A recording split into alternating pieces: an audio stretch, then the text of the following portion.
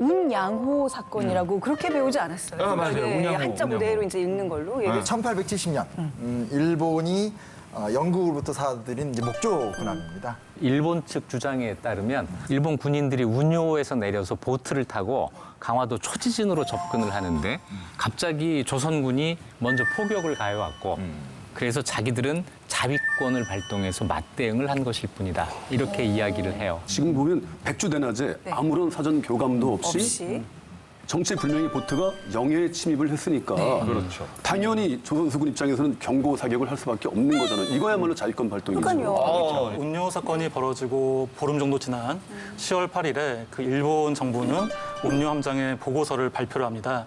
이에 따르면은 운요는 운항 중에 식수가 떨어져서 이를 구하기 위해서 강화도에 접근을 했고 또 접근하는 과정에서 일본 국기를 개항해서 국적을 표시했다고 해요. 그런데 국제법에 따르면 선박이 해상에서 조난을 당해서 인근 항만에 긴급 기항하는 것은 적법한 행위입니다.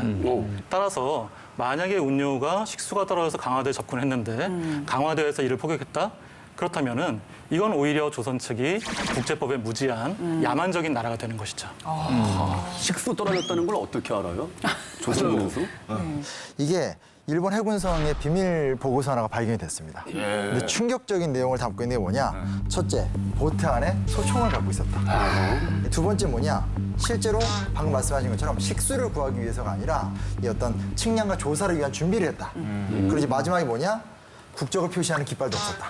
기존에 얘기한 거랑 완전히 다른 정황이 발견되는 거죠. 그러니까 고의로 무력 도발을 해놓고 지금 거짓말을 하고 있다는 거 아니에요? 예, 그리고 그 운요 사건을 일본 정부가 사전에 계획했다는 결정적인 증거가 또 하나 있습니다. 당시 일본 정부에는 구스타프 부아소나드라고 하는 프랑스인 법률 고문이 있었습니다. 그런데 이 법률 고문이 이토 히로부미, 당시에는 공부경이라는 지위에 있었는데요. 이 사람에게 보낸 문서가 있습니다. 그런데 그 문서 날짜가 9월 11일로 되어 있습니다. 9월 11일이라고 하면은 운요 사건이 발생하기 9일 전이죠.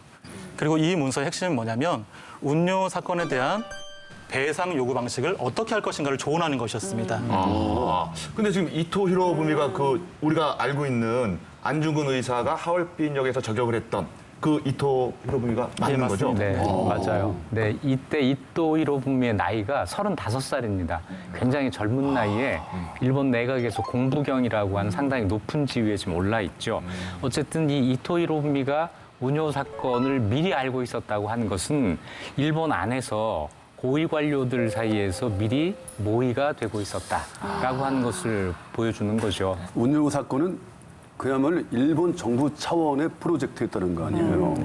이건 뭐 국가적 차원의 자해공갈단이라는 뜻인데.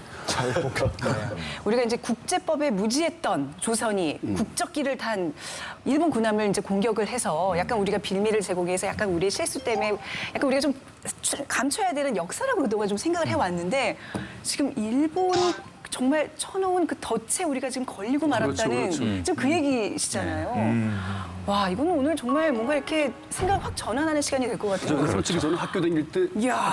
전혀 못 들었던 얘기예요. 그러니까 우리의 무지함이 문제가 아니라 일본의 왜곡과 날조가 지금 문제다. 지금 이 얘기로 지금 건너가고 있는 거예요. 예. 운요 사건 다음해 2월 구로다 키요타카가 이끄는 일본 군함이 강화도로 향한다.